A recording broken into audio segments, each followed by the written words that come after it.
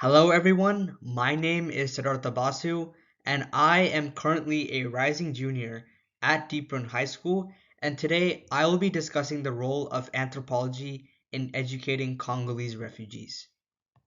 Here is what I will be talking about today in today's table of contents. So let's first start with the background. Anthropologists are often known as keepers of stories. So with that being said, let me tell you a story.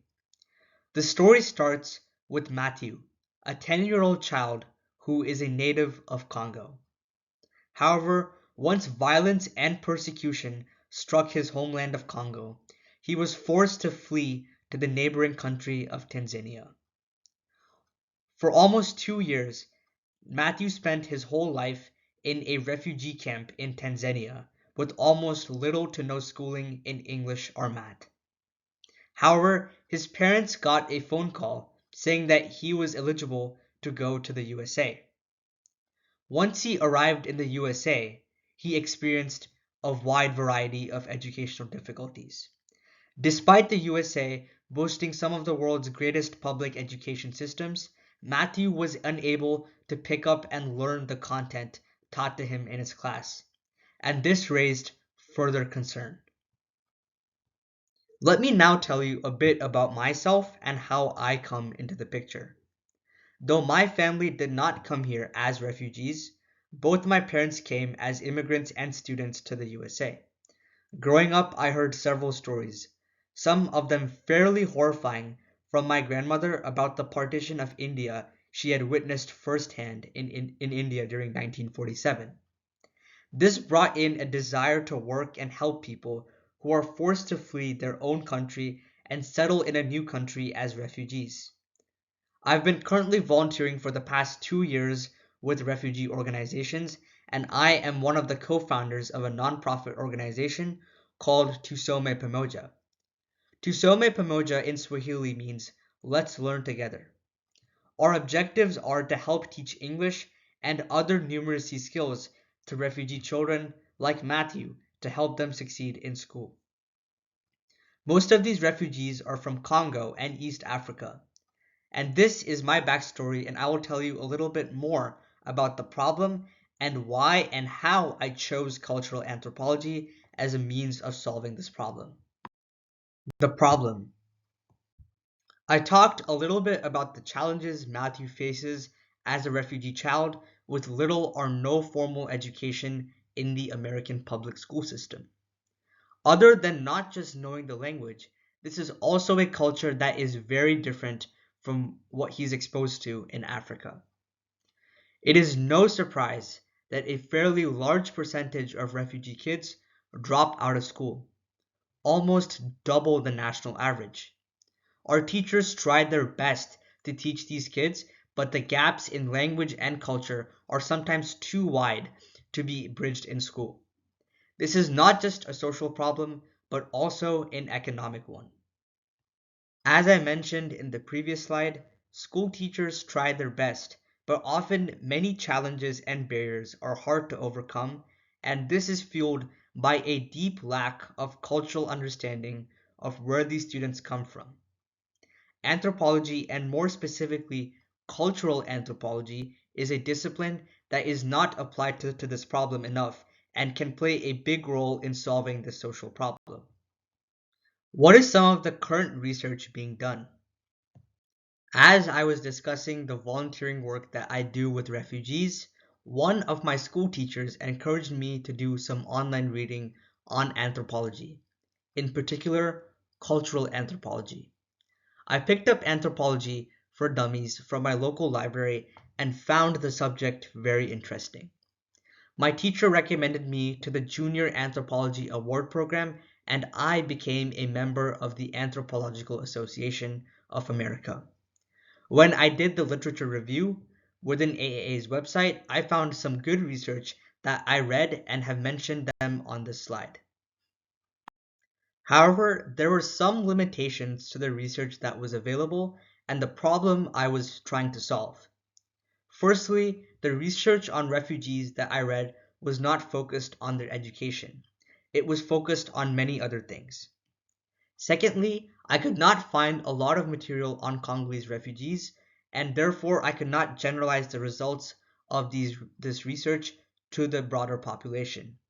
And lastly, this is a complex issue, and other than just culture, there are a wide variety of factors like social and political structure that influence this problem. Anthropology's role in this issue. As I thought about how I could apply whatever little I had learned about cultural anthropology, I made a list of both the concepts in anthropology that would be applicable and the method I would use to study and analyze this problem. So let me first tell you about the concepts. I would first understand the historical and cultural context of Congo, which I've mentioned in later slides by drawing timelines that fully analyze this problem and conducting basic ethnographic research with the subjects I had at hand. An important aspect of social development projects, especially ones that promote education, is the ability to appreciate and account for the cultural diversity of the population that is receiving the benefit. Cultural anthropology opposes the imposition of incompatible social concepts that mainly stem from Western ideological principles. Imposing these beliefs on non-Western cultures can lead to futile outcomes that do not benefit these communities. In the case of promoting education amongst Congolese refugees, cultural anthropology will enable me to gain a deeper understanding of the significant issues that these children encounter with education and how current teaching practices can be tailored to their academic success. How I used cultural anthropology. I did this through two ways. The first way was understanding Congolese history and culture. I did this by drawing a timeline of the significant events that have occurred in Congo's history and seeing how they tied into the education of refugees. The second way I did this was through ethnographic analysis, which had two components: the observation and the interview. The observation was where I studied these refugees in their local environments and saw how they picked up new concepts and learned them. The second part was the interview, where I interviewed refugees and asked them questions about the American public education system and the difficulties they had in learning. Congolese history and culture. As you can see, Congo's history first started with Belgian colonial rule. The Democratic Republic of Congo, or otherwise known as the DRC, was colonized by Belgium from the late 19th century until 1960. During this period, education was largely provided to a small elite group, while the majority of Congolese people had limited access to education. This disparity in educational opportunities created a long-lasting impact on the education system, which disproportionately impacted refugee populations. Then, independence and political instability struck the DRC, which gained independence from Belgium in 1960, but the country faced a lot of instability, power struggles, and conflicts. These challenges negatively impacted the education system with infrastructure deterioration, lack of funding, and the disruption of educational services, including refugee populations, which were again disproportionately impacted. Then, moving on to refugee crisis and wars. The DRC has experienced multiple refugee crises and armed conflicts, both internally and with neighboring countries. Wars and displacement have severely disrupted educational opportunities for Congolese refugees. Many schools and educational institutions have been damaged or destroyed, and refugees often lack access to basic educational resources. Then, moving on to the massacre in Rwandan refugee camps occurring during the First Congo War, which lasted from 1996 to 1997, where thousands of Rwandan refugees had fled from the Rwandan genocide and sought refuge in eastern DRC. Tragically, massacres occurred in some of these refugee camps, resulting in the loss of many lives. This event further destabilized education provisions for refugees. Moving on to the years of 2012 to 2013, where the M23 rebellion took place, which was an armed conflict in eastern DRC and caused significant displacement of the Congolese people, including refugees. Schools and educational infrastructures were targeted, and access to education for both Congolese and refugee populations was severely affected. And in the present day, we see ongoing instability occurring in the eastern DRC. Eastern regions of the DRC have faced prolonged instability due to ongoing armed conflicts and rebel groups. This instability has led to continuous displacement, hindering educational opportunities for both Congolese and refugee populations in the affected areas. Congolese culture is characterized by its vibrant music, traditional dances, arts and crafts, diverse cuisine, spiritual beliefs, oral traditions, and distinctive clothing. These elements, including music, dance, art, cuisine, spirituality, oral traditions, and traditional attire, form the rich tapestry of Congolese culture. My ethnographic analysis. I've observed the group in several settings to gain insights. As you can see in the pictures below, the refugees are being taught, they're learning new concepts and socializing with each other. And from this, I intended to gain the answers to two main questions. The first question is, how do these refugees operate in a group, and what are some common themes that emerge from their interactions? And the second is, how are these refugees in individual one-on-one settings? In addition to this, I've also done several interviews with the students and parents, and here are some of the key questions I asked them. The first question I asked is, what are some memorable events in your life?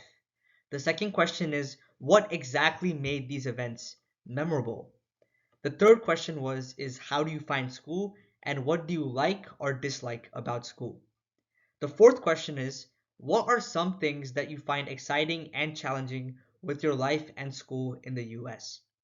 I interviewed 14 people over the course of 1 year, and these interviews were made possible with the help of people who could speak both English and Swahili. While conducting these interviews, I observed some common themes. The first theme was that they were excited about the freedom they were exposed to in the USA. In many cases, this translated to having no fear. Back in their homeland in Congo, they were victims of persecution and violence, which instilled a mindset of fear and uncertainty inside them. The second theme that I noticed is they feel more comfortable with people of their own culture or the in group who really understand where they come from. This was really apparent when I first started teaching these refugees. They were often really hesitant to come out of their shell and talk to me, but eventually it happened because they saw me and they frequently interacted with me. But this was a really huge theme where they were really shy of meeting new people who weren't from their culture. The third theme I noticed was they feel a loss of control when they're learning, and they feel like they're taking orders from their teachers when in reality they should be the ones who are in control of the learning process.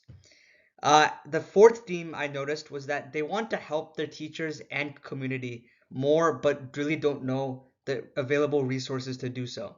And this was evidenced through many interviews I did, where they all said something along the same lines. And the last theme that I noticed was that they had frustration with not being able to speak English. Oftentimes, when they had a doubt in class that they wanted to clear, they often were afraid to go to the teacher because they were afraid that they couldn't speak English properly and were just really hesitant to, come out and talk more in class. So, and from these interviews, there were some interesting quotes that appeared, and you can read some of them, but I'll read you one. I feel lucky that I came to the US. Back in Congo, we could never study properly. And there are many quotes that I've compiled, but these were some of the quotes I found really important. But most of them kind of expand on the themes I mentioned earlier. What are some key takeaways from my ethnographic analysis? The first takeaway I have is that there is a crucial need for us to understand and appreciate their language and culture. In many cases, These refugee children feel that they are exposed to a completely new culture and that the process of assimilation will be very difficult. The second takeaway I have is that they want to be more in control of their education and don't want it to be a one-way situation where they are the order takers. The third takeaway I have is that music and dance are a key part of their culture, and maybe integrating those aspects of their culture could help improve their educational experience.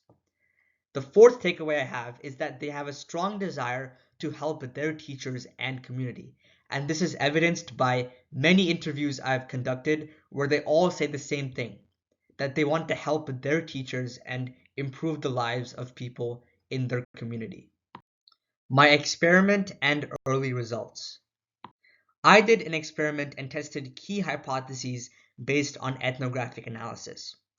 The first part of my experiment setup was to make teaching English a two-way process. The teacher teaches English to the student, and the student teaches Swahili to the teacher. The teacher learns and tries to speak in Swahili, and the student follows the same process but learns English as well. I had two subjects chosen for the study, and the study was done for 3 months so far. My hypotheses had two components. The first component is taking interest in their language, Swahili, and culture will make them more engaged. And the second component was that empowering the student to teach the teacher creates a sense of control and fulfillment, ultimately accelerating the pace of learning English and fostering a greater sense of helping others. So what were some of the early results from my experiment? So a major result that I found was that the feedback from the two students and their parents was generally very positive. They noticed that their kids were doing better in school and excelling academically, which they were not actually doing before because they felt very confused when they were being taught. One such example of one of the students improved in English and civics, which were very significantly improved post this teaching method, where his grades actually um, jumped from a 68% to an 84%. And I've been teaching this student prior to the experiment for the last 1 year, and the rate of progress has been really fast. In fact, this student is now graduating, which he could not do for the past 2 years. And the third result that I really noticed was that there was a general excitement around these other students that they were part of this experiment. They felt like they were included in something, and they felt that their participation was meaningful in this experiment. What am I seeking from experts in this conference? So there are three things I'm primarily looking for from anthropology experts in this conference. The first is to find other sources of research that I am missing which can help me in this space. Limited research was a major problem that I found in this study, and more research or more information on this topic would help me gain a more informed perspective. The second ask I have is that are there better ways or more refined methods to conduct ethnographic analysis? The way I did it was in a very informal setting, and I feel like if there's more guidance on how to do ethnographic analysis properly, that would be really helpful. The third ask I have is how do anthropologists deal with statistically thin data samples and draw their conclusions from such studies and experiments? Um, and this kind of came about due to the fact that my study was based on two subjects, and two subjects is not a very large sample size. So that's my third ask. And I want to end off by providing a bit more on my personal background. So, anthropology is actually a subject that's not taught at my school. I self learned anthropology through visiting my local library and watching a lot of YouTube videos. And my interest in the subject really peaked with my work that I do with refugees and my teacher encouraging me to read more about the subject and get more ideas. And currently, I'm right now taking an anthropology class with Dr. Christopher Books at the Virginia Commonwealth University.